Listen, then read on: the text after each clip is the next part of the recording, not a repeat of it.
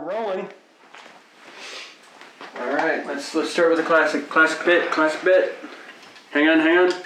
3, 2, 1. Cheers. Nice. Boys are back. Boys are back in town, dog. Want some? Cheers. Yep.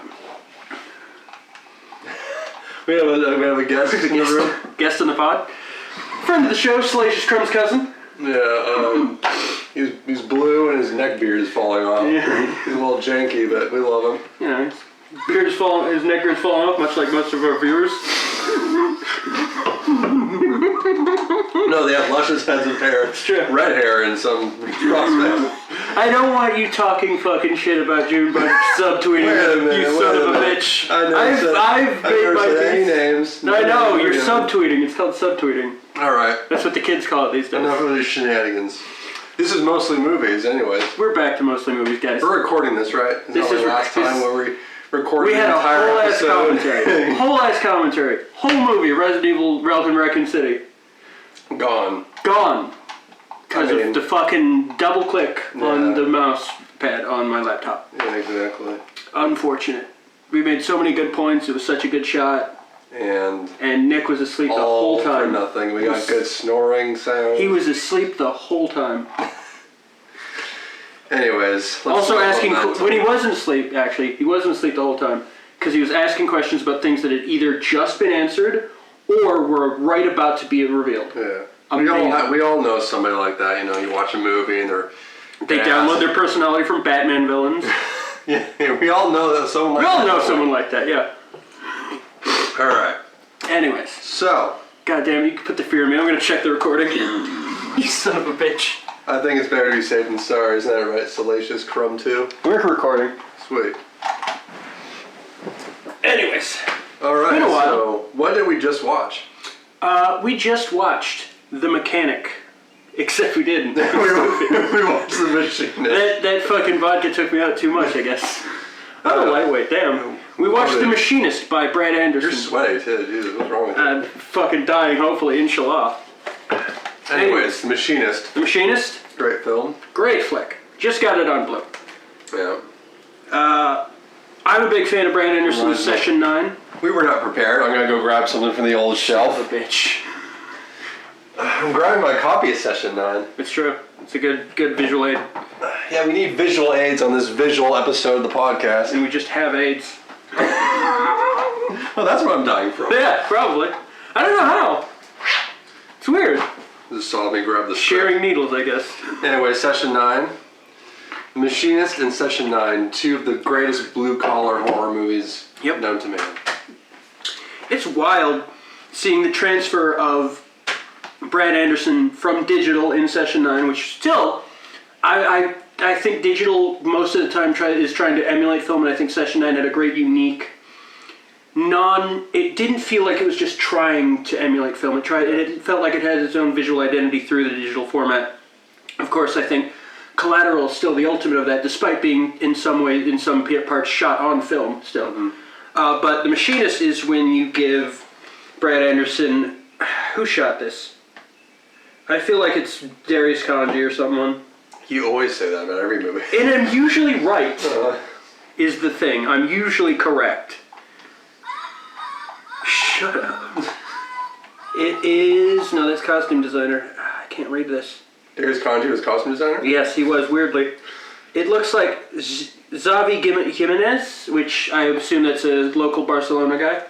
Sweet. Yeah. It was shot in Barcelona. Made to look like LA, yeah. Yeah. It's got a very cool, like, as you put it, was like a very Lynch vibe, but also with Cronenberg content. No. Or was it that? That was Tetsuo, the Iron Man. Oh. We also watched that tonight. This is like a Hitchcock it was. Plot with like Lynchian characters. Like there's a character in the movie which, to avoid spoilers, Ivan. I mean, he's right on the back. I'll put an insert. Yeah. But he literally feels like he was taken from a Lynch movie. Just visually, it's an actor Lynch would probably use. And he has like toes for fingers because he lost his fingers. He's a weird looking dude. Yeah. Very cool. Very cool.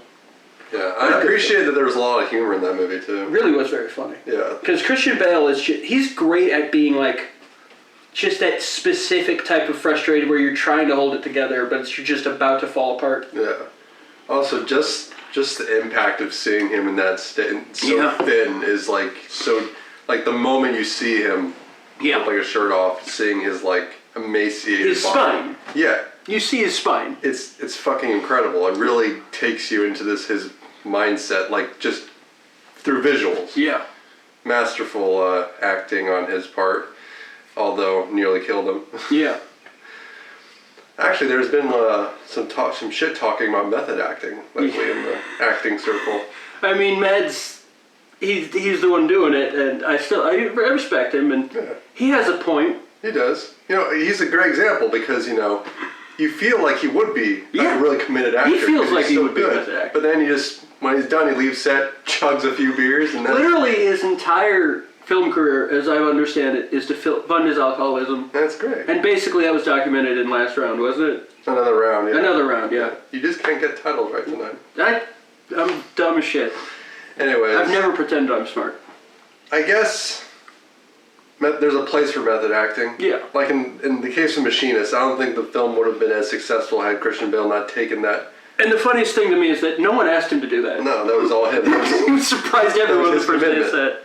Although I will say that Jared Leto, he's kind of annoying with that. Well, that's because he does it in the cringiest way possible that has nothing to do with his acting. Yeah. Plus, it's for characters that are just, shut Yeah, let me take up a lot of time for the production so I can use this cane, these crutches to go to the bathroom. Yeah. I'd be wheelchaired. Just shut up. Just push him down the fucking Stop stairs. it. Stop sending rats to your coworkers, you fucking weirdo. Use condoms. Granted, it's also very funny, so don't actually stop. Because I like people complaining. But still, stop being a weird fuck. Anyways, Brad Anderson, check his movies out if you haven't seen them yet. Yeah, phenomenal. Or if you've seen Only the Machinist, watch Session. Oh, look, I'm shaking rattles right, you son of a bitch. You spread it to me. Anyways, both excellent movies, and let's move on to the next topic. What's that stack of things you got? This is movies I've you can't see this, but we got stuff on the table. You did some window dressing. I don't think they can.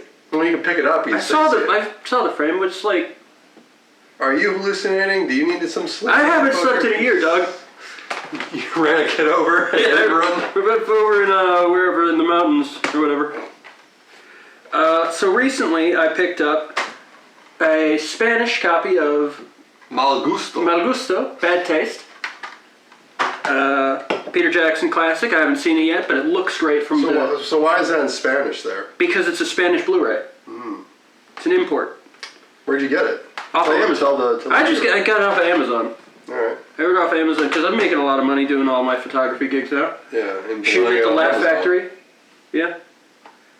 I got Brain Dead. That's cool. Can I see that? Yeah.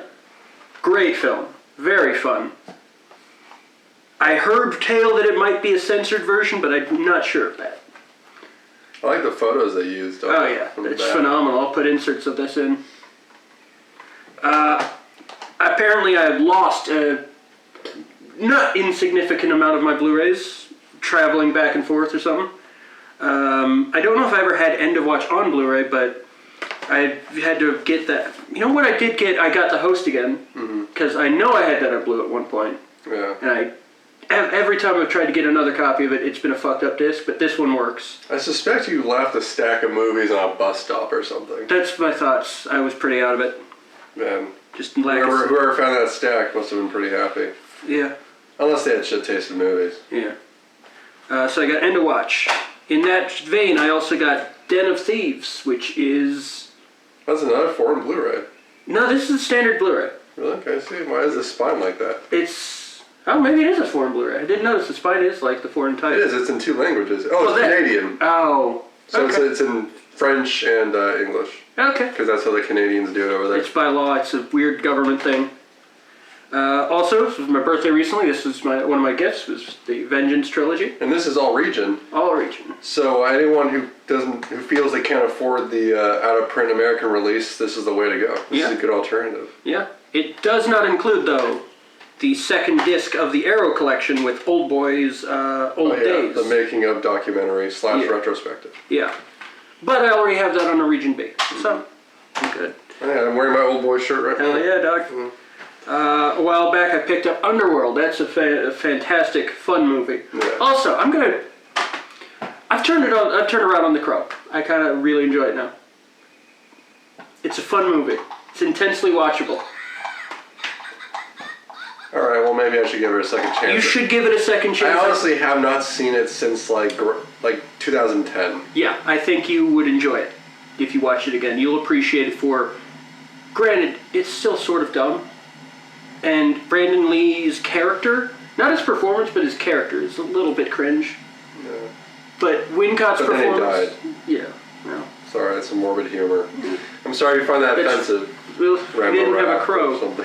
He didn't have a crow to say. It always bugged me, or it's been bugging me, that marketing thing about how love can never be kept apart, or whatever. It should be focused more on the vengeance, that advertisement, because literally the thing keeping the lovers apart is the crow. Because the crow revived Brandon Lee's character, who was with his love in death. I don't know, that's just something I had a thought about. I also today got Street Fighter 2, the animated movie. Is the heater gonna make some weird funky noise? I can cut it out probably. Why don't I just turn the heater off real quick? You can turn the heater off too. This is not a professional Room tone? show, people. Room tone? Maybe throw some shekels our way and Yeah. Hey, cool with the anti-Semitic remarks. What? I like any form of currency. I know. I just like money. Yeah, that's true. Hey. I picked up an Amoeba Johnny Mnemonic on Blue. It's now a print Blu-ray. Have yet to watch it, but I'm very excited to do so. I'm a big fan of Keanu and cyberpunk shit. Yeah, I heard that's a fun one. Yeah, it's got Dolph Lundgren, Dina Meyer, Ice-T, and Henry Rollins, and actor named personality named Takeshi. I hope it's beat. Simply Takeshi? That's the credit. It's Takeshi. Nice. I wish it was Katana. That would be fun to see him pop up. Yeah. Picked up The Suicide Squad. I'm actually a big fan of the 2016 Suicide Squad. I know it's not good. I know it's cringe. But there's a dire lack of films where SEAL Team guys fight fucking monsters. And there's an even bigger lack of movies where those have high production values and like shit. Usually those are like Navy SEALs asylum versus movies, zombies, yeah. which, by the way, even worse is Navy SEALs versus Demon, where there's literally one scene of any SEAL team shit, Wow. and it's an awful, boring scene. Talk about false advertising. It's got a cool cover art too, but some of the worst makeup I've ever seen for the Demon. This is going to be a problem. It's addicting. It is. And then I picked up Pat Labor. This is actually only one of the 2 boxes that came in the set. It is the entire franchise, which encompasses 8-episode original OVA. I believe it's 8 episodes. Let me check. 7 episodes, original OVA series. The New Files, which is 2 discs, 16 The episodes. Zoo Files? Yes, the Zoo Files, where they're killing furries. That's really entertaining, actually. Yeah, that would be funny. No, The New Files, 2 discs, 16 episodes, 3 movies. And then also, there's more of that. That's 15 discs in total, this whole set. Damn. Yeah. It's a lot of content. It was on sale, and I think it was like half off. And So I got it for $50, I think. Oh, that is pretty good. It's pretty good. Also, another thing I got for my birthday, and also I got it for Robbie's birthday, Lake Mungo. You're holding it upside down, motherfucker. And my fucking Christ. Let's try I'm that. just gonna Photoshop it. It is his copy. Like Mongo. That's his copy. And this is a really beautiful edition. It's got this nice box. Yeah. And inside Second it- Sight Pictures. Yeah, it's Australian, I believe. This company. Alright. The movie's also Australian. Yeah, This I don't know if company- the company is. I think it is. Maybe. But this edition is actually all region, so you don't need a all region player to play it. Yeah. So yeah, the case. This is actually the nice. subject of an upcoming video I have. Look at this fucking thick book. Yeah. It's a thick book. With 2 C's. Yes, exactly. But yeah, this is going to be the subject of an upcoming video essay. We got postcards Nice. featuring. Very really nice. A Yeah. beautiful set. Yeah. So I got an upcoming video essay dealing with Lake Mungo, specifically the advertising, about how it's advertised as schlock. Hang on, I'm gonna check the fucking framing again. I'm just not sure I'm in the... I am. I have been the whole time. Yeah, dude, chill out, man. I'm neurotic today. It's going fine. It's going beautiful. It's great. We're gonna love it. It's all great. Listen to Crumb. It fills me with the dread, like, beyond anything I've ever felt. Metroid Dread? Yes. Great game. Yeah, great game. But yeah, Lake Mungo, I'm about to do a video essay on that because it is one of the most just powerful and moving just examinations and meditations on grief I've ever seen. Specifically dealing with the loss of a loved one, which I recently went through with my father, and it really hit me at a time where, I don't know, it really helped me deal with it. I mean, deal with it, you know, but, you know. It's the impact of a really good movie. Yeah. It's just wild. It's, every time that shot happens, people who've seen the movie will know the shot. Mm-hmm. Every time it happens, my heart stops. Yeah, literally my hairs go up, I get just goosebumps, like, it's like... Just the lead up to it, like, you know it's coming. It's just... spoiler alert. 3, 2, 1. It's just like Alice, really. Mm-hmm. You see it coming. There's nothing you can do about it, so you feel the exact terror she felt, basically. Or at least a small mitigated version of it. Anyways, end of spoilers there. It's not really a spoiler. We all know she dies. Yeah. But incredible film. Yeah. One of the best... It's... like melancholy horror movies. It's hysterical how schlocky it's advertised. Yeah. Basically, it's part of the midnight, 8 movies at midnight or whatever. Yeah, the like shit that deals with like Day of the Dead 2 Contagion level stuff. Yeah, this is like this is like mid 2000s like blockbuster bargain bin like horror schlock. Legitimately, yeah. And that's what it's marketed Lake Mungo was included in that line for some reason, and it couldn't be further from any of those. Yeah, it's truly artful. Like in terms of, in the same vein as like how a David Lynch film is artful, which it takes heavily from David Lynch's style of it unraveling a normalcy. Yeah, it's very inspired by Twin Peaks. Mm-hmm. So if you like Twin Peaks, which most people do, you'll probably really like this movie. Yeah. And then also I wanted to bring up another really cool box set type thing I got recently is the Shinya Tsukamoto box set. Nice. Ichi the Killer is one of my favorite movies of all time, and he is an actor in that movie, and he is also an incredible filmmaker. And I bought this set mostly so I can get Tetsuo the Iron Man on Blu-ray, which is one of my all-time favorite films. It's such a wild film. Yeah, this is the film we were talking about where it felt like Lynch and Cronenberg. Yeah, it's kind of like Eraserhead style, like filming, but then you get like the content of like old school, like hardcore body horror Cronenberg. Yeah. Resident Evil Village was absolutely inspired by Tetsuo the Iron Man. Yeah. It's one of the most incredible, like just adrenaline shot to the veins movies ever. Just some of that filmmaking technique was also wild. Mm-hmm. The rocket shoot shit. Yeah. The drill deck. Yeah. Incredible. If you have not seen Tetsuo the Iron Man, I highly recommend you do. It's one of those great, like, cult movies that should always be seen by everybody interested in that kind of stuff. Yeah, speaking of great cult movies, sort of, Noroi the Curse. Yes. It's not technically a cult movie, that's more of Japanese, like, occultism rather than, like, scary occult shit.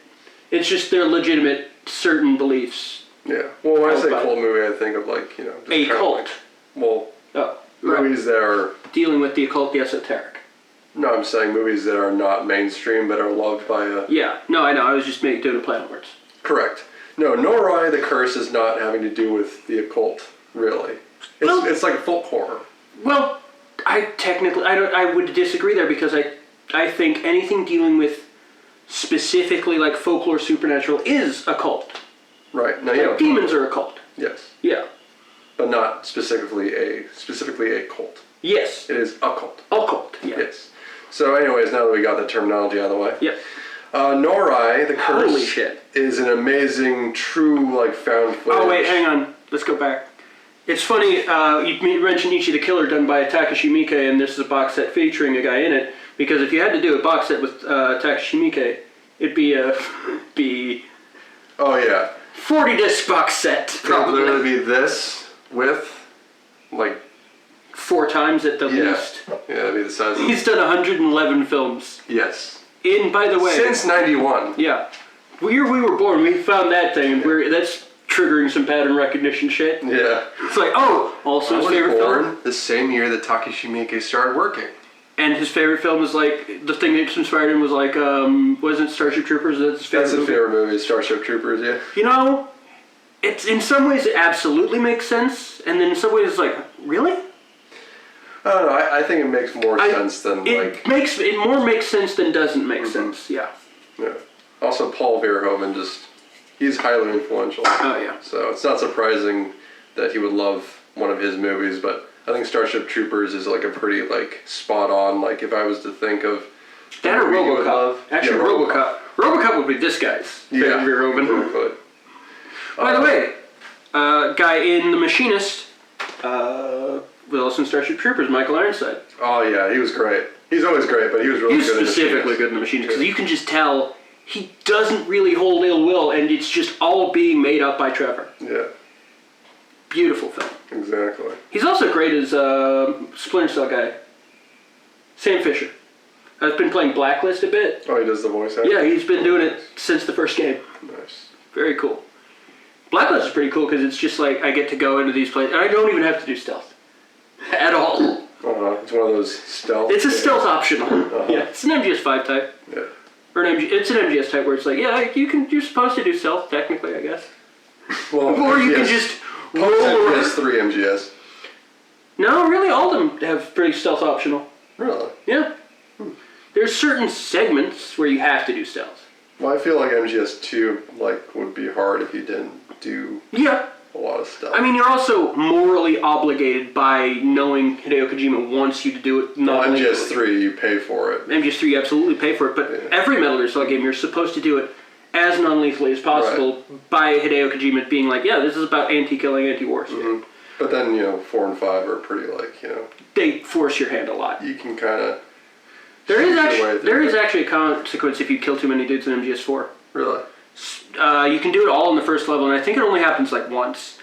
But there's a psych bar, and if that fills up, and that deals with post-traumatic stress disorder through killing, and if that fills up, you just vomit, and you hear Cam Clark as Liquid Snake in your head saying, "You enjoy it, don't you? All the killing."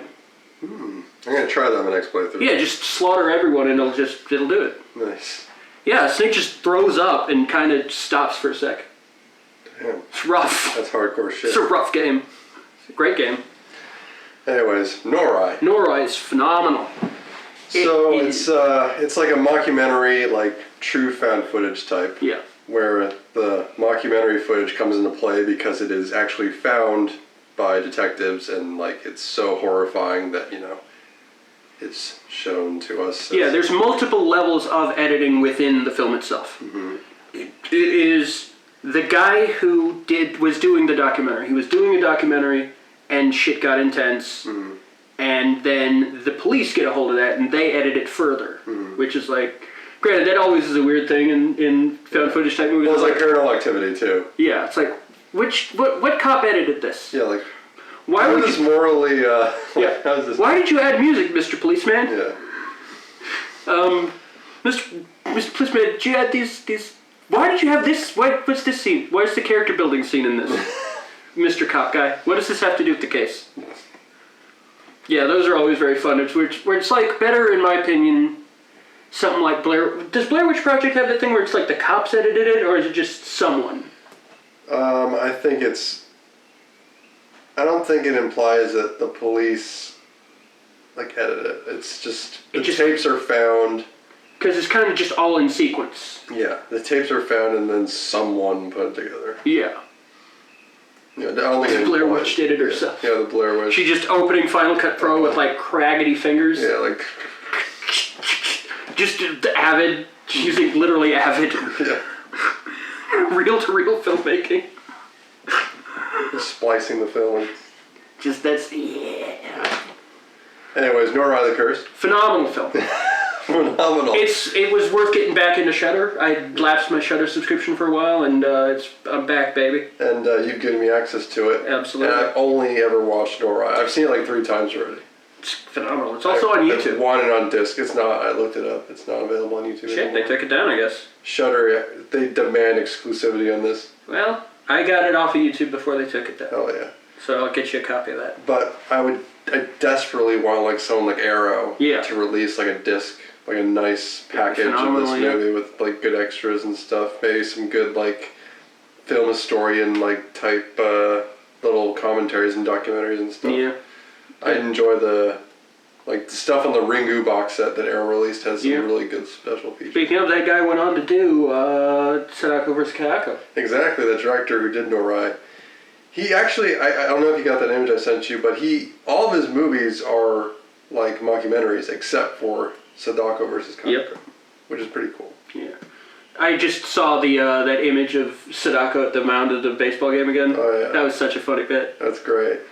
Japanese baseball fucking rocks, dude. Yeah. They just have the mascots fighting sometimes, like literally fist fight. Much more entertaining. It's like wrestling. They put Yeah. wrestling into it. In America, the fans stab each other in the parking lot. But Which is also fun. But But in Japan, they actually that's not televised. they have like basic WWE stuff in the field. Yeah, it's very funny. Great. Anyways, Norai the Curse. Anyways, yes. Great movie on Shudder. Check it out. Highly recommend you get a Shudder subscription. There's Because some... not only do you get to watch Norai, a truly amazing, one of my new personal favorites, Yeah. but you have access to so many great horror movies all in one place. It's great for foreign films, extreme films, shit like that. Yeah, they actually have I was impressed by the amount of stuff and variety that Shudder has. Yeah, also Tubi's great. Weirdly, Tubi's very good. Yeah. Lake Mungo's on Tubi. Mm-hmm. That's where I first saw it. Oh, yeah? Yeah. Interesting, I did not know that. Yeah, you recommended it to me. I looked it up on Tubi. That's how you saw it the first time? Yeah. I did not know that. Entirely free service, by the way. Yeah, I think I've seen something on TV. It's great. before. Has fucking Suburban Sasquatch Partners. Great. One of the best, like, collection of shitty movies I've ever seen. Phenomenal stuff. I wonder if they have Lost Things. I should check it, yeah. Yeah. Lost Things I is think like they have some- Zombie Night. Oh, hell yeah. Well, if they have Zombie Night, then But maybe then they again, have Lost so does Things. YouTube. That's true. But YouTube doesn't have Lost Things? I'll check. I haven't looked for Lost Things in a while. Maverick Entertainment, look Mm. them up. You won't be I disappointed. don't think Maverick did Lost Things. Really? I don't think so. It was advertised on it. It was, I know, I remember. I wonder why they're advertising as something that wasn't Maverick released. Maybe I'm just thinking because it's not on their YouTube channel for free and they offer all their movies on YouTube for free. Maybe they just distributed it.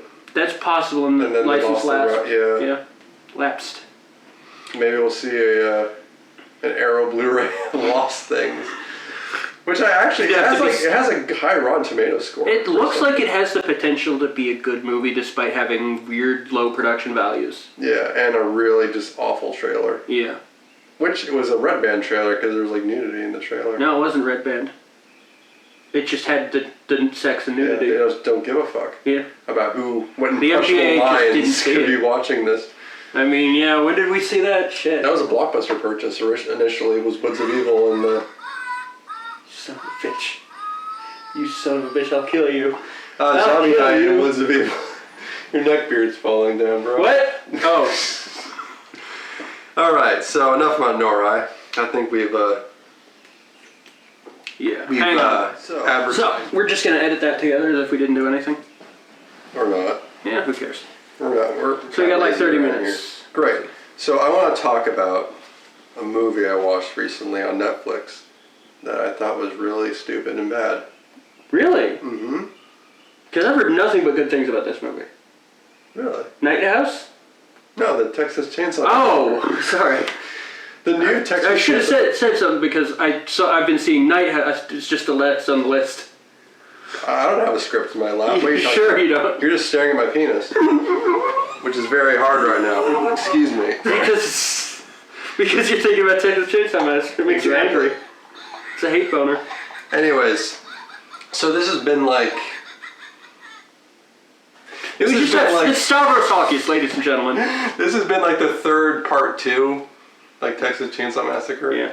This is like the third part 2 to the original. It's really this bad. franchise is so like they just don't know how to continue it. It's just like a Valve franchise. 0 part 3s. And no movie since the original has ever captured the vibe and like no one understands why the first one's scary. You know what I recently saw on Twitter is like people making the claim that Texas Chainsaw Massacre is cosmic horror. because there's something in the beginning intro where it says stuff about how, like... Oh yeah, there's a bunch of stuff about, the what's that shit called? The sun. The astrology shit. Astrology, yeah, there's a lot of astrology. And the arguments made sense. It was interesting. Been getting really into cosmic horror, like The Empty Man and shit. Oh yeah. Which, Forgot to write that. I'm not gonna throw explicit shade, but someone we've patched things up with, I guess is the term. We've made peace with.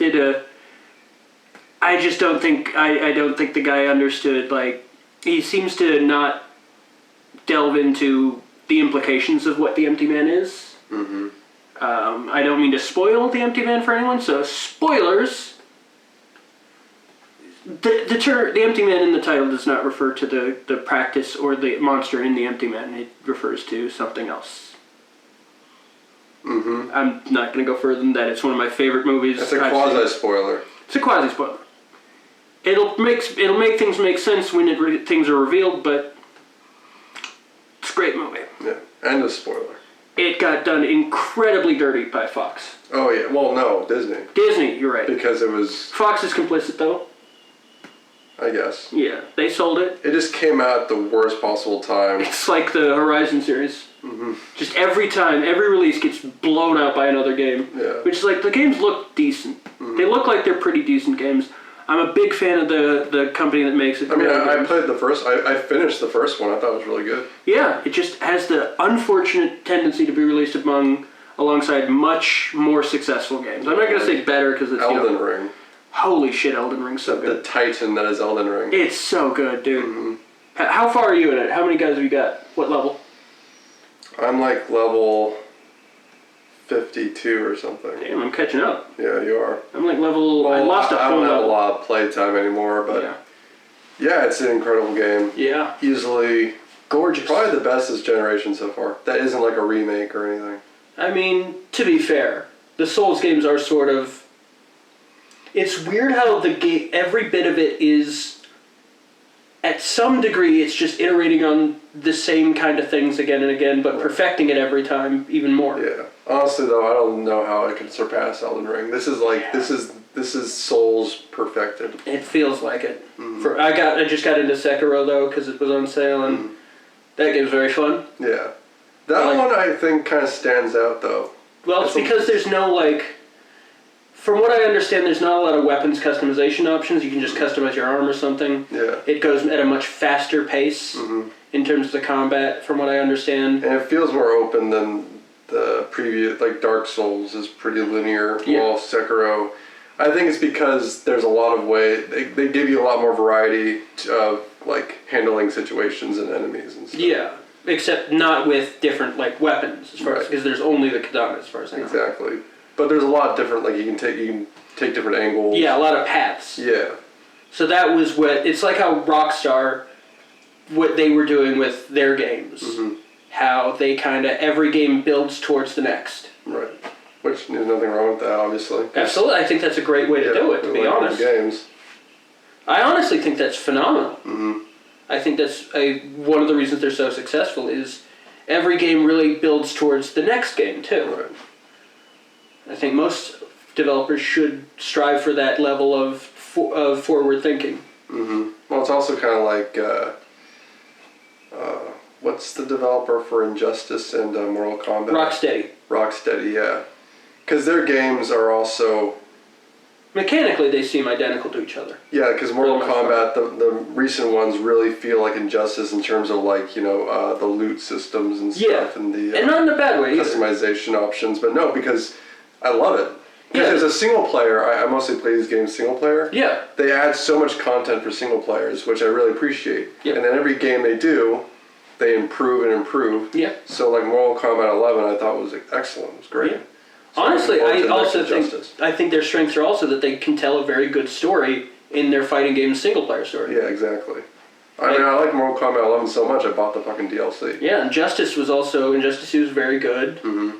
It really I'm typically not a DC Comics book. I probably wouldn't be into the DCEU as much as I am without having played Injustice 2. I'm not much of a comics book guy. Yeah.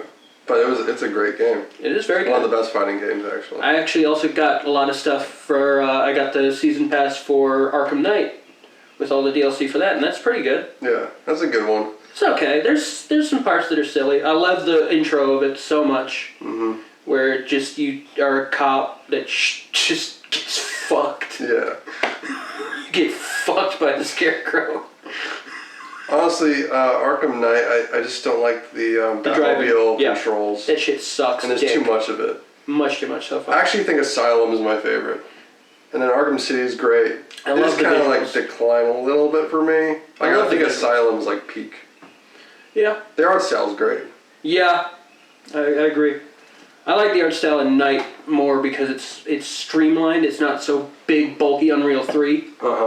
Which it doesn't look like Batman belongs in Gears of War. Which it kind of rocks, but it looks like Ben Affleck. I mean, I roll with the Batfleck skin in Arkham Knight a lot. It's that or the Bale skin. But I have them all now. Yeah. Speaking of Batman. What about Batman? The Batman, you mean? The Batman. We haven't talked about the Batman. Oh my god. We might want to do a whole new video file on this, actually. Because we were going to talk for a while. Well, actually, okay, before we get to the Batman, we do have some other points. Yeah, we'll do an addendum on the Batman with a whole new video file. Exactly. So let's finish this list first. This list that you don't have in your... No. We're talking about my penis, which is off camera, I believe. Penis is off camera. Thankfully. That would violate TOS. Well, since you kind of spoiled this one, Night House. We did not talk about Texas Chainsaw Massacre as a movie at all, did we? No, we kind of went off. Just kind of the cosmic horror stuff kind of went into the cosmos with that one. Hey, that's the horror of... That's the horror, okay. Attention deficit disorder horror. Attention deficit horror disorder. Netflix's Texas Chainsaw Massacre. I heard it sucked. It was real bad. Yeah, I heard it was so bad. The trailer, it's like you watch the trailer and you pretty much know what you're getting into. Yeah. The trailers, the cancel joke seemed to me to be satire. Did it play as that in the movie? Yes, and that's going to factor into one of my complaints about the movie, is that I don't really know what it was attacking or what it was trying to say, what statements it was trying to make. Yeah, kind of. Because it starts off like I don't know if it's anti-gentrification or if it's pro-gentrification. I don't get it. Because, like, the people in the Texas, we would want to gentrify out the Leatherface people. Yeah, but there are people we'd want to evict from their house and maybe put in jail, I think. I almost saw it as, like, anti... It's okay, so this is how I saw it. It's a movie... It was anti-gentrification with white people for some reason. They're, like, they're gentrifying white people, which I don't understand. That doesn't happen. But anyway, it really just doesn't happen ever. It's like they bring up a topic that could potentially interesting to cover in a horror movie, I guess. Maybe not this franchise though. But then they just drop it. Yeah. It's like they got cold feet. Yeah, it's a movie that has it wants to tell so many messages that it will not commit to a single one. Exactly. And also there was like a weird, they were addressing like the violence of America because like the main character, school shooting survivor. Yeah, she's a survivor of a school shooting. And then she's the one who wins with the gun. It's like, exactly. Okay, it's like... I mean, the one with the gun is the one that gets not dead. And by the way, every school shooting is solved with a gun. Especially when they blow their own brains out. Yeah, that's true. It's like that old adage about how anyone who kills Hitler must be a great man, huh? No, it's not. Thank you. Someone gets my jokes. Anyways. I might cut that. You won't. No. Too lazy. There's another thing that really bothered me. Oh yeah, so they also try to do like a Halloween 2018 thing. Yeah. With the... I'm forgetting her name right now. But the final girl from the first one, yeah. Yeah. No recollection of her name. I know her name. It's on the tip of my tongue. But I know her name, I know her body, every inch of it.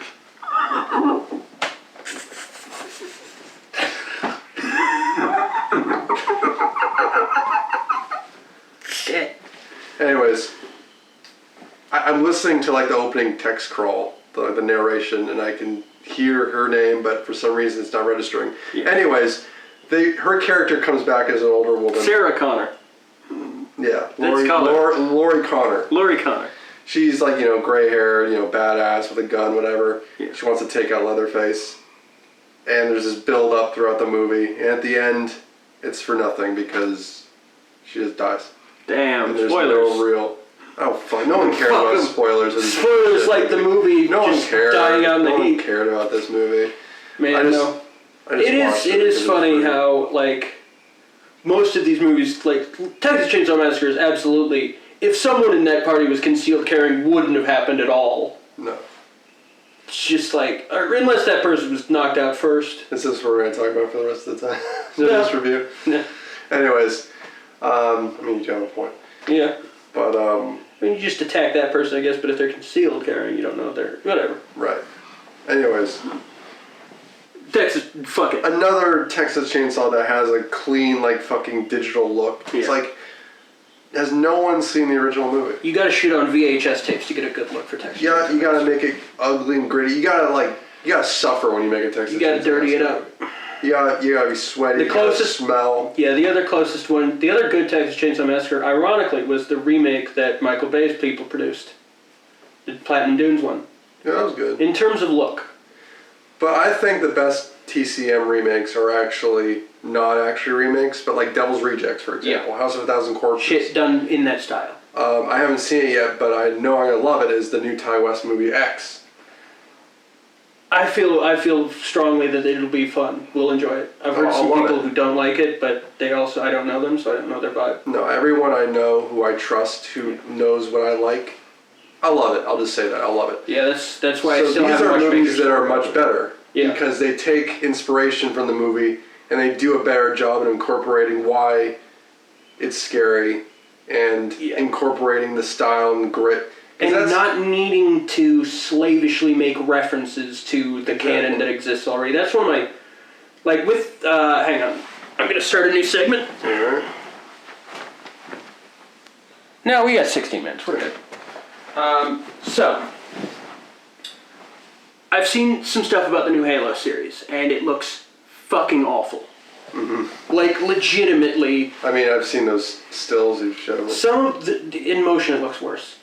And it sucks because I like a lot of the people attached to it. I like Pablo Schreiber. I think he might not be a bad Master Chief, but just the disrespect the writers showed with the original game's canon and lore and shit is just like, then don't use the title. And yeah, and lore is so like important in that franchise. It There's really like is. there's so many books and It's- like manuals and all kinds of like, I just found my Halo encyclopedia, by the Yeah. way. it's like how can they just ignore all It's of this just content? like, if you're going... And I also got the new, the second Halo movie, Nightfall, which Ridley Scott produced. Mm-hmm. And it's pretty good, actually, so far. I mean, there's that one like low budget like movie. It was like Forward Unto Dawn. Forward Unto Dawn That was alright. That was pretty good. Pretty good. Which weirdly featured the Chief, who didn't take his helmet off in that flick ever, but it was made by the video game company to tie into Halo 4, and yet the Chief they didn't use the voice of Master Chief from the game. It was weird. It was a weird thing.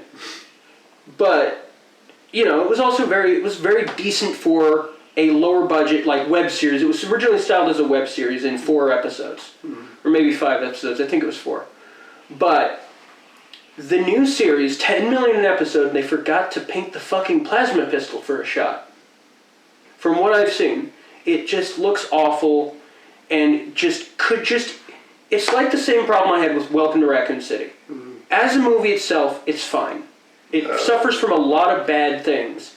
But if it had just been some other zombie movie, basically just blatantly ripping off Resident Evil without needing to use the title, I'd have enjoyed Welcome to Raccoon City a lot more. Yeah. Overall, though, some of the decisions made in Raccoon City were awful, like the decision to CG the dog as an effect entirely. Yeah. Just the shooting of that crow to allude to the fact that the crows are enemies in the game. Mm-hmm. It's the only reason Jill shot that crow. There needs to be more shameless rip-offs. Yeah. Like House of a Thousand Corpses. That is like almost a shameless rip-off of Texas. It really is, and it needs to. They should not have shame. No, because I enjoy it. It's to me, it's just as good as like any of the. Yeah, you wear your influences on your sleeve, but you also it's like how Quentin Tarantino rips off so much shit. Yeah. But he does it in a way that's obviously done with love. Exactly. And it's obviously like, hey, he's a guy who would, like, I think he puts, like, the references in, like, commentary tracks and shit, so it's like, also check out this, that's where I got this from. Yeah. It's like how John Wick 3, there's an entire sequence stolen in just straight up from the Villainous. Mm-hmm. And they're open about that fact. It's like, well, we just wanted to see if we could do this ourselves, so we wrote it into the script. And it's like, yeah, okay, I feel you there. Yeah. But you don't need to, if you're going to do the thing that's throwing out all the canon and lore of Halo, and you want it to feel like Halo, and be compared to Halo, you don't need to use the name Halo. Mm-hmm. Like, people shouldn't fear being compared to another thing. And especially if you have faith in your product, you should welcome these comparisons. Yeah. I mean, most people say, like, it feels like Halo. I love it. Yeah. Instead I of would pissing think off the fans, being like expecting Halo and then giving something. Yeah, and it's like, also, I just had this revelation someone said on Facebook basically, it's also disrespectful for the people who are fans of the show who now go into the games with the expectations of that's what Halo is. Mm-hmm. If they like the show, they might not like the games now.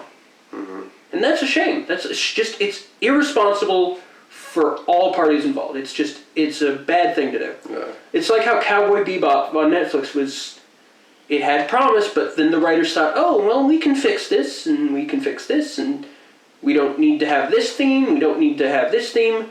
We can turn Gren into a Slay Queen non-binary person instead of a horrifically, like, depressed person suffering from gender dysphoria because of horrific immoral experiments done on them in times of war by the government. It's like how it's this weird trend that people are like saying, oh, they turned Cowboy Bebop woke. It's not the problem that they did with the Cowboy Bebop adaptation. The problem is that they made the woke shit culture war shit that doesn't fucking matter and actually undermines the original, much more progressive message of the original text. Because I would think that using slave labor and immoral genetic experiments is a much more salient message, like how that being bad is a much more, like, important message than turning Gren into a Slay Queen background character. Mm. Who has, like, also the line that Gren has in that fucking shit is disgusting. Because it's like, it's so blatantly misunderstanding the words it's using. There's a line that Gren has where it's like shoujo, shonen, and everyone in or something of everyone in between. It's supposed to be like, oh, gender binary shit. But the thing is that shoujo and shonen are not like boy and girl. That's not what these terms mean. They are like literary genres. They're more marketing terms. For specifically, like, young kids. It's just like, you've heard that term, you think you know what it means, but no, it's not what that means. And it's just like, God damn it, you fucking people, just do a little bit of research, you know? Mm. You don't fix the thing you're trying to be a fan of. There's like things... Because myself, I'm trying to do an adaptation of Gunsmith Cats and Bubblegum Crisis. Bubblegum Crisis is going to be a real fucking tough one to do because of the rights attached to that shit. Mm-hmm. There was going to be an adaptation at one point, and there's just no news on it because of the licensing issues that has. Well, if you just take inspiration from it, what if you don't directly adapt it?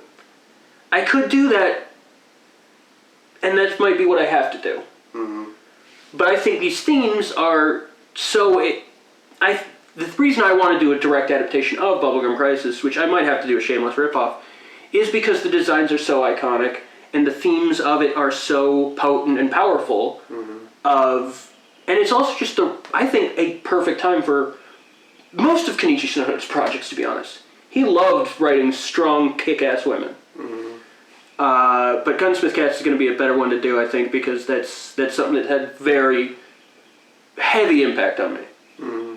Just, like, I think that there's nothing I'm going to, like, try to fix. There's things I'm going to change, but I'm also going to acknowledge that the stuff that already happened, like, I think there might be things I just don't mention, but I'm going to try to use the original Peter Erskine intro from the anime as an intro.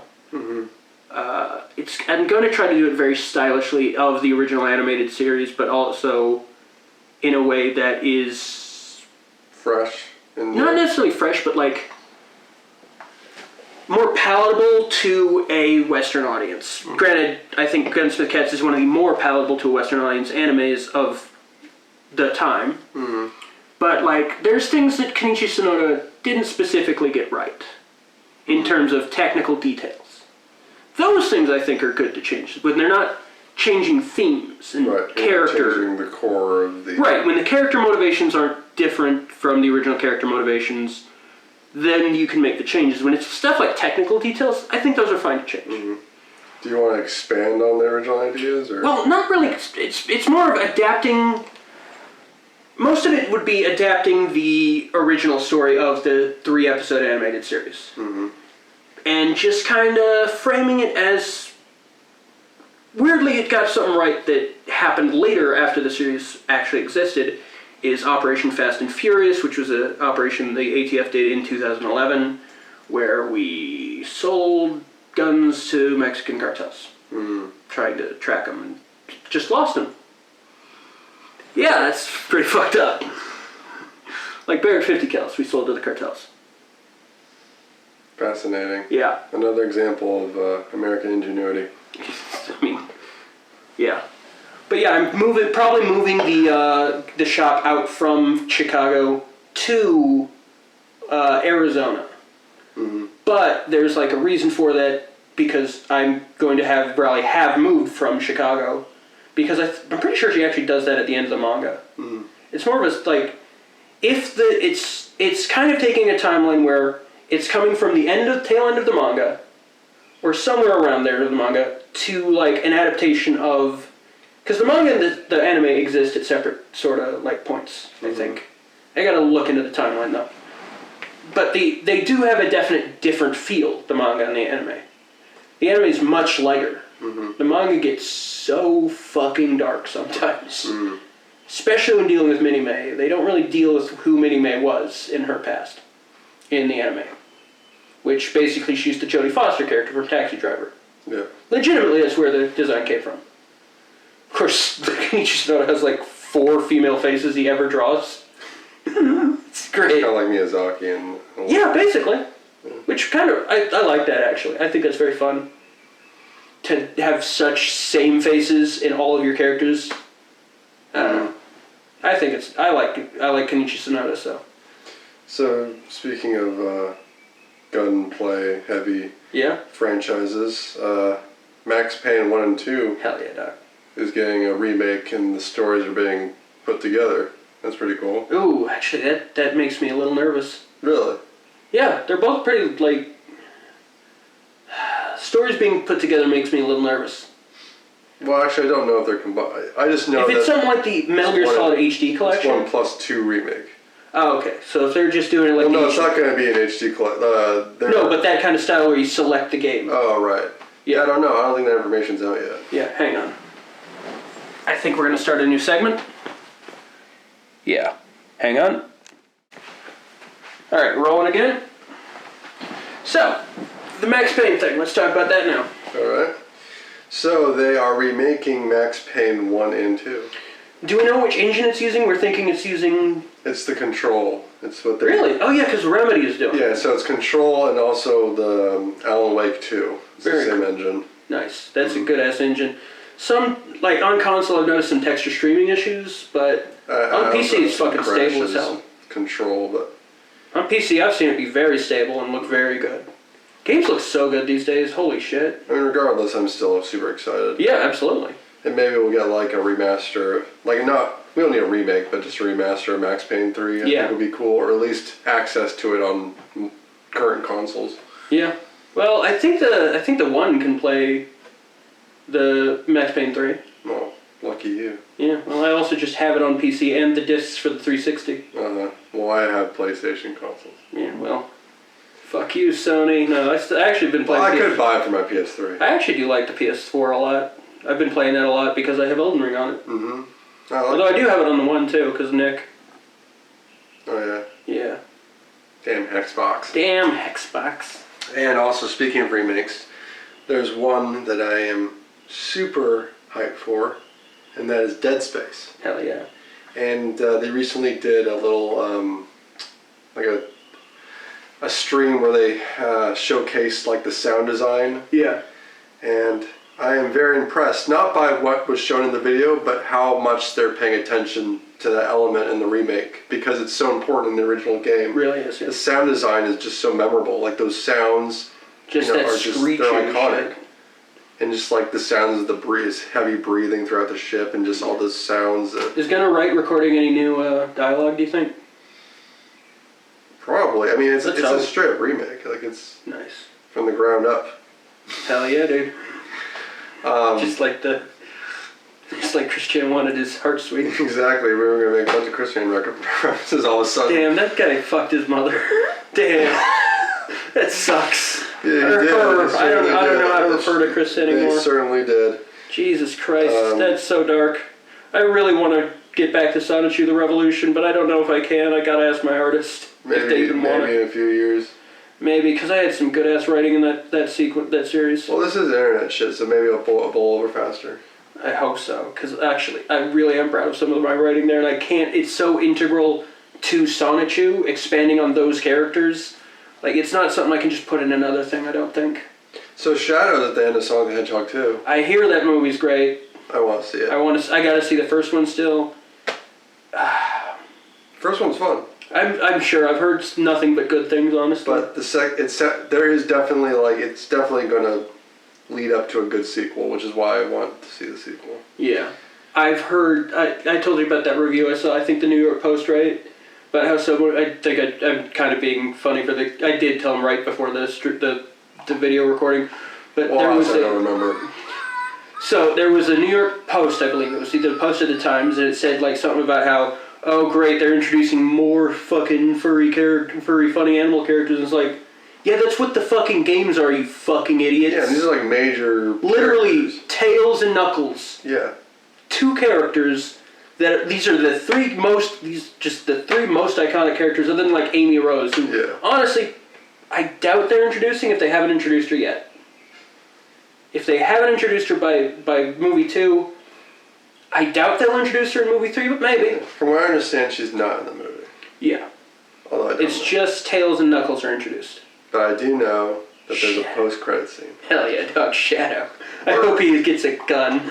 I've seen the still. He's like in a tank, Hell yes. and I really like. I don't know if they'll do it now, That's so funny. but if they have like a cherry Pepsi or a cherry Coke, It or would be whatever, so fucking sitting funny, on the dude. console, Honestly, like it wouldn't even be like on focus. It would just be there, yeah. and people would know. People just, I see it. I Because see Sega it. does know. Oh, they know. They know. They put Sonic as an official merch item in Yeah. Sonic. They've made references to Sonichu. Yeah. So I'm sure. I hope they have that little autistic detail there with Cherry Cola pan. That would be that would be so funny. Still cherry Cola. Just a character, just a scientist with a character just built. Yeah. Even that, like, just have like one of the scientists and he has a name tag. Just something that is entirely just deniable. It's like, Yeah. I don't know what you're talking about. But the fans would know. It's like, People would know. It's just like, I see you. Secret knowledge. Mhm. Path of the left Tainted hand. knowledge, but Tainted eldritch knowledge. Yeah. It's like the fucking knowledge in Bloodborne about how the cause of the virus or whatever. It's just elder gods. yeah. Fuck their mother gods. Fuck the elder gods. Elderly abuse gods. Jesus. Jesus, we're going dark. Anyway, speaking of dark, the Shadows, Batman. The Batman. Oh, we're doing Phenomenal. this now? We're doing You were this doing now? this now. I Alright. gotta go soon, so. Alright. I'm gonna put my dick away. Alright. It's a very strange shaped penis. The Batman. Phenomenal. Possibly one of my favorite movies of like the 21st century. Yeah. Like- it is. It is everything since I was a kid, this is the Batman movie that I've wanted. Yeah. Like, ever since I was a fan of the animated series. Yeah, that's the comparison I hear all the time. It's like watching the animated series for the first time again. Exactly. And I'm not a huge comic guy. I really prefer the movies to the comic books You themselves. do like your Batman though. I love Batman. Not the comics, though. I've never, like, read a comic book of Batman other than, I like... think you'd like some of them. They're I'm more sure. like the, like the Long Halloween. I'll check them out. I just haven't done it yet, despite living with a guy who literally thinks he's the Riddler. Well, I think that's why I don't want to read the comics. Yeah. Is despite him. Yeah, that's probably... Legitimately, it's probably one of the reasons. But, also, it's weird how he doesn't really have an impulse to see Batman, thankfully. Because, holy shit, Riddler was... I think he's just being contrarian. Probably, he just doesn't like Paul Dano. Thinks Paul Dano's a wimp, quote unquote, which... But My brother, have you seen... Do you know who the Riddler is? He's some fucking wimp. and actually, he's like pretty intimidating at times in the movie. He really like, is fucking terrifying Yeah. because of the implications of the sway he holds over Exactly. crazy people. And there's literally like, you take the Joker like newsreel footage from The Dark Knight, Put it and on you Twitch. put in a little bit of Jigsaw. Yeah. There's a great moment in the Batman. It that's was like, so crazy that shit got away. Just like with The Dark Knight, how that shit got away with being PG-13. that is like Horrifying. borderline R-rated. That movie. Yeah. It was. I mean, just this Zoe Kravitz shit, dog. Damn, dog. Damn. Do you hear about the shit they're trying to cancel her for? She No. said something about the Will Smith slap with the Chris Rock thing. Was And she pro Smith or? she was just kind of, this shit's stupid, and Will Smith shouldn't have slapped Chris Rock. And then something about, I think she said something about Jada, and people were like, yeah, well, you tried to fuck her son. And it's like, legitimately, the article they're talking about is an article where she's talking about how cool Jaden is, or someone, I think August, or someone. It's how cool the kid is, and then the kid's hitting on her, and she's like, no, that's inappropriate, and they're calling her a groomer for that. And it's like, legitimately, that's the opposite. Yeah.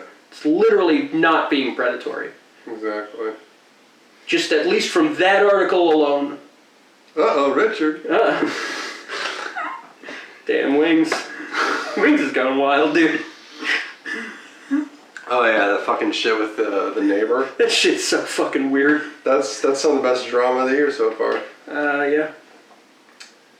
The gift came early this year. Yeah. Damn. If people on the internet are wild, dog. The internet is truly the Wild West. It is a land of wolves. It is. Yeah. Anyways, back to the Batman. Yes. Fucking great. Yes. Great production values. The scene with the gunfire lighting the scene was so cool. Yeah, I could just break down every single scene and how much I loved, like The Batmobile The scene. Batmobile. Yeah.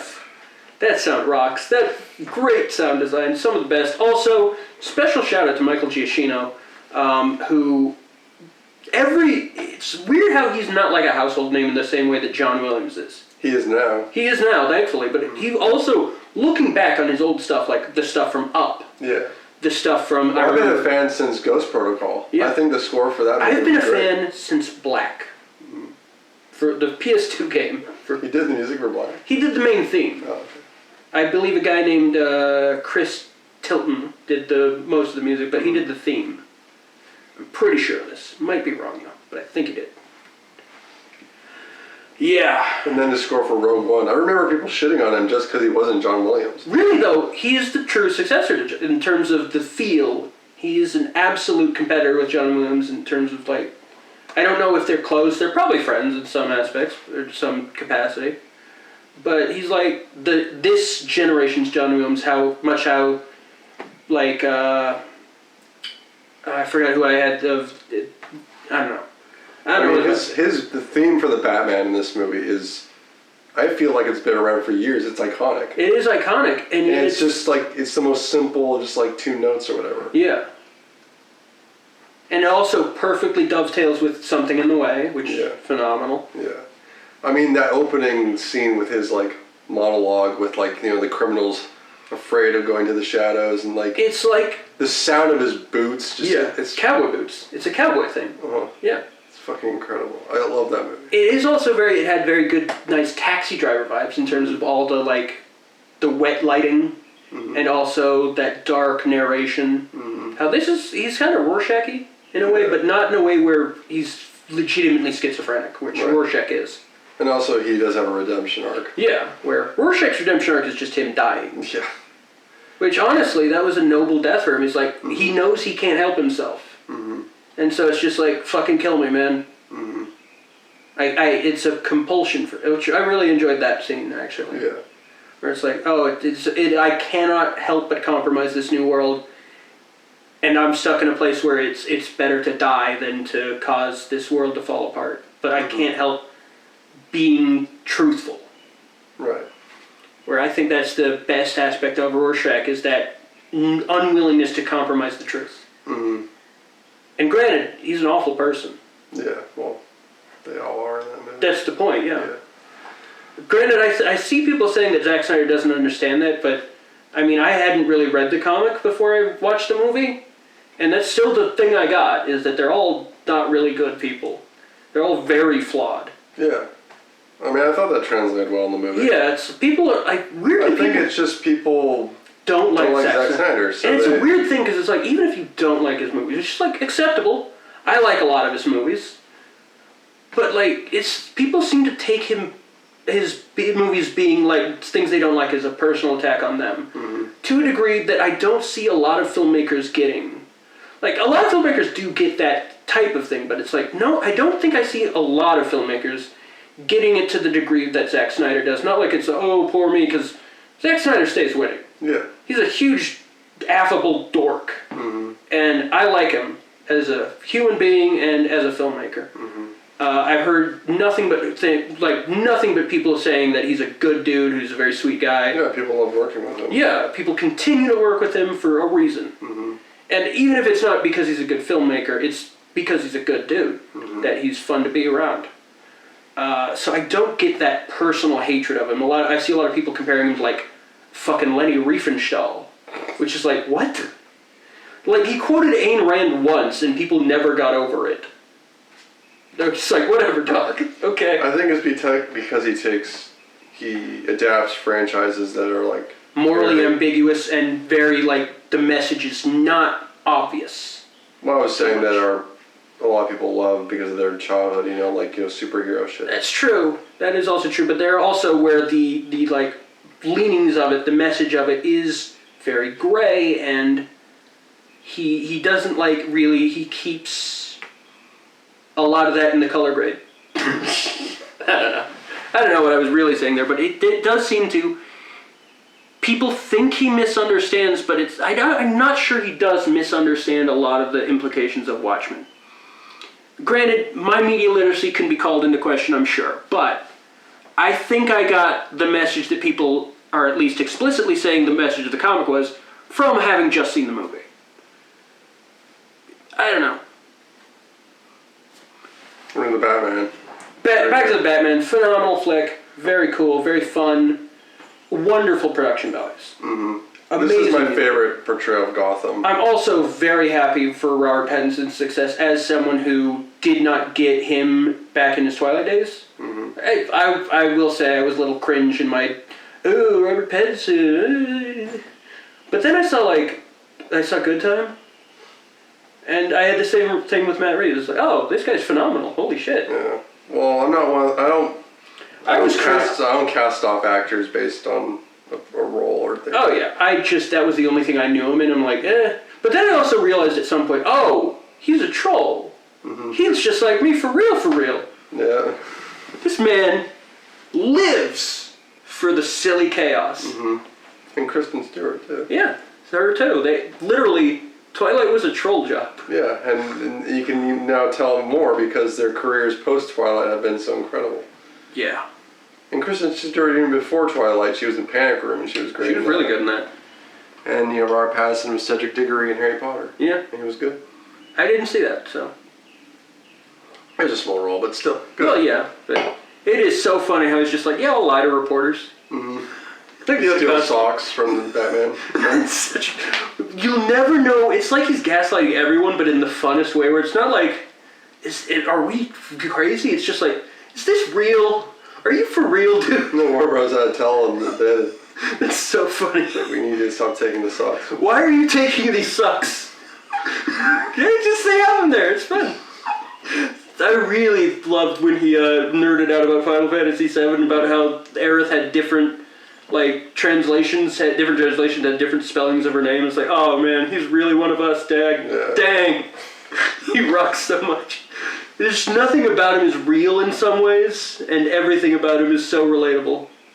Yeah, I love him. He's actually, currently I'd say one of the best actors ever to live in terms of being fucking awesome. Yeah. Also, he's one of those great masters of accents, Yeah. which I have respect for in acting. Yeah. Also, Jake Gyllenhaal, phenomenal. I'd put him as the same caliber as Robert Pattinson, always giving his all. I want to see Ambulance so bad. Mm-hmm. Some of the footage I've seen from that is amazing. Like, holy shit, the drone footage is so incredible. And it was done through, like, a VR hookup. Like, the guy was wearing a headset and just controlling the drone in VR. Mm-hmm. And it's like, holy fucking shit, dog. How do you... Wild. Yeah, I want to see it. The trailer Michael looked really Bay, I think the term I've heard used to describe him as a vulgar auteur. Which, yeah, definitely got a specific style. good. Yeah. And he's good at it. It's so unique to him, and yet it's so also weirdly at the same time heavily commercialized. Mm-hmm. Like, it is like trend-setting in commercialist filmmaking or whatever. Yeah. Well, Bad Boys 2 was an art film. Yeah. I consider it an art film. It really did have a lot of like really like weird shit in it. Like cinematography wise, it was really unique, and Yeah. like there's that shootout in that like drug house or whatever where like the camera's like going around the. Yeah. It's like there's some pioneered crazy techniques shit in there. Yeah. Pioneered techniques, yeah. And that car chase, still incredible. Yeah. 13 Hours also is the same guy who shot Collateral, Mm-hmm. and also did Ambulance. Nice. So yeah, good for that guy. Collateral I is like phenomenal. I like Michael Bay's movies. Michael Bay's great action director in terms of just raw action on the screen. Also, 13 Hours was so weirdly mature for what I expected out of a Michael Bay film. But also, as I was mentioning on the stream earlier, we were watching a stream I did, but I mentioned on this is that weirdly in The Rock, there's little things that are dropped in dialogue that are like never touched on again, but aliens exist in that movie. Really? They mentioned the stuff at Area 51, yeah. These conspiracy things, like, these things are real in that movie, apparently. It's like, oh shit. Damn. Michael Bay, imagine the Michael Bay cinematic universe where all of his shit comes together as like a single universe. That'd be pretty dope. That'd be very funny. Oh, you said the Pan game was great. I haven't seen it. I've heard it's great and want to see it. I think it'd probably be, from what I've heard, a great pair with Spring Breakers, which I just finished with Robbie the other week. I love that movie. It's like a drill rap video, but it's a feature film, and I think that's wonderful. Yeah, Harmony Korine, great filmmaker. Yeah. I like Gummo a lot too. That's a really good one. I need to see that one. And then he did a movie called Trash Humpers, which is supposed to be really good. Wonderful title. Yeah. It's just people on the Jersey Shore. It's anyone who fucks Snooki. Hey yo. I'm kidding. Or it's in the same universe as Woods of Evil. Yeah. They just fuck Woods of Evil discs. Yeah. And just like having sex with the disc case. Yeah. Coming all over the disc. Sticking their dick in the hole. In the spindle hole. Oh shit. It'd be a better time than watching the movie, hey yo. Or listening to the movie. Oh Jesus. Those shrill screams. Your streams also blow out some mic somehow. Yeah. When you're fucking the disc. Anyways, dude, I think we're coming to the end of the podcast. Do you have any final words? Cause I'm about to kill you. Bang. Hang on. I have final words. Hang on. Let me start the new segment for the final word segment. Yeah. All right, rolling. I want to recommend a really cool book. Hang on, let's start it again. All right. So, any final words? Because I'm about to send you to your death. Yes, I do have some final words. All right. I want to recommend this really awesome book I got. Yeah. It's called Ad Nauseum, and it's newsprint nightmares from the 70s and 80s. It's a bunch of really cool like horror ads from newspapers. Holy back in the shit! You day. should send me some of these so I could use them for like the Ding Dong Show For artwork sure. I do. They're really cool. Like basically, this guy who was an editor on like Rue Morgue and Fangoria and shit, he clipped all these ads and saved them, and then made a book out of That's like. phenomenal. Yeah, so Holy look at all this shit. This is literally. Oh, I just got the Omega Man myself too. Yeah. Nice. And then he includes like original reviews of the movies from back in the day. Yeah. So this is really great one for The Thing, because when The Thing, John Carpenter's The Thing, when it came out, as many know, was not very popular, both in the box office and with critics. Yeah. And the critics were pretty harsh. Yeah. And now the movie is considered a masterpiece, It is. as it was when it first came out, Yeah. and how foolish those critics were. They should all be shot by Yeah, but this book is just gorgeous. It's really nice. Yeah, anything with like faces in it. Yeah. I need ideas. Almost here. Oh, that's amazing. Yeah, and there's some really and there's like movies in here that I've never even heard of. So like now, because of this book, I want to go seek them out and see if they're like on DVD or something. Yeah. But yeah, this is Ad Nauseam. It's got like it's a really nice hardcover book with like a little bookmarky thing in there. Yeah. Yeah, this is highly recommended. Bookmarky, Bismarck's cousin. Yeah. One of my favorite memes about the Chris Rock slap was someone posted a picture of Dwayne Johnson and said, "Chris Rock's cousin, the reacts." It's just such a stupid bit. So yeah, any self-respecting horror fan should own this book because it's a really just incredible. It's like the best coffee table book in my opinion. Yeah, it does. You just pick it up and you just look at it and just be like, wow, this is really cool shit. Yeah. Yeah. All right, hell yeah. So, any social media to promote? My YouTube channel, it's stagnant at the moment, but we'll be making some movies real soon. Oh yeah, we're about to start a production on a little vignette. A little horror short. Yep. And then possibly something a little longer, a little more detailed. Hell yeah. So yeah, subscribe to me. There's not gonna be anything there's like 2 movies on there, 2 little shorts, but there'll be more added soon. Do we still have a Cracker Jack? What was that one? Weed Whacker. Weed Whacker. That's one of the only things on there. Yeah. Yeah. Then the Zack Snyder cut. Exactly. That was That's a on fun your time. channel. You host that one. That one's a fun. I've got one of the edits taken down because footage I used. Really? Oh I yeah. thought it was like private or something. Yeah, it was. Fucking YouTube, man. YouTube sucks, dog. Anyways, do you have anything to promote? I just this channel, right on target. Also my Twitch channel, right_on_target. Don't you fucking step over my plugs, you fucking son of a... I'll kill you. I'll kill you. I'll kill you. Anyways, also right on target on Twitter and Instagram. You can donate at ko-fi.com/rightontarget. You can buy prints there, I believe. Also my Redbubble. Yeah. I'll try to post some more stuff. I am still working on that fucking 40-minute music video of Berserk and King Gizzard and Lizard Wizard, Murder of the Universe album. Still working on that. Ambitious. I mean, Berserk deserves it, to be honest. Berserk deserves that level of ambition. It ran for 30 years. Rest in peace, Kentaro Miura. They're about to release the last volume that he did stuff for, that he did the work for, and the ending of the series is up in the air. We don't know yet. Oh man, that shit got wild, dog. Well, I'm starting to play a lot of Elden Ring now. I also got the Fatal Frame game, the Maiden of Blackwater. no. Very good. A lot of crazy imagery. Also, I got the deluxe edition, so it has like all the art from the old stuff, Nice. and also the music, which I'm still looking for like the files themselves to rip from the game itself. But holy shit, some of that imagery went hard as fuck back in those games. Yeah. Holy shit. Also, I've been playing Ghost Recon and doing some photo modes for that. That's pretty cool. I like doing photo modes in games now. So do you post those photos? on I've social taken a media? bunch of them, and I have posted a couple of them. Okay. But I have a lot more. So what exactly are you plugging here? I'm plugging my YouTube channel, Oh, okay. which you're already on, but I'm plugging my social media. Oh, sweet.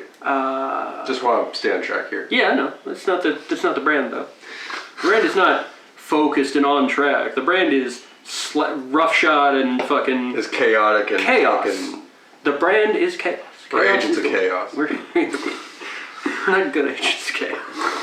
We're like wrestling, like independent wrestling promoters, agents of chaos. We're like Capital Wrestling Agents of Chaos. Yeah, we're like For that level. We're scorched. We're Scorch Agents of Chaos. We gotta get him on the fucking podcast, dude. Yeah, Scorch. At some point, we have to get Scorch on the podcast. I've decided this. Yeah, know what I mean, man? We need I'm Scorch going to over reach here. out. We have to do like a thing. How could we utilize Scorch? Scorch, you are formally invited to sit down right between us. Scorch, small ass couch. And we gotta do the hug. Yeah, we'll be like this and like, hey, Scorch, how you doing? Hey! I'll do the hey at once. I gotta watch The Sopranos that once for some reason. Hey, because it's an Italian thing. All right, yeah, that's pretty much it. All right, peace. Peace out. Hell yeah. Oh, that wasn't recording.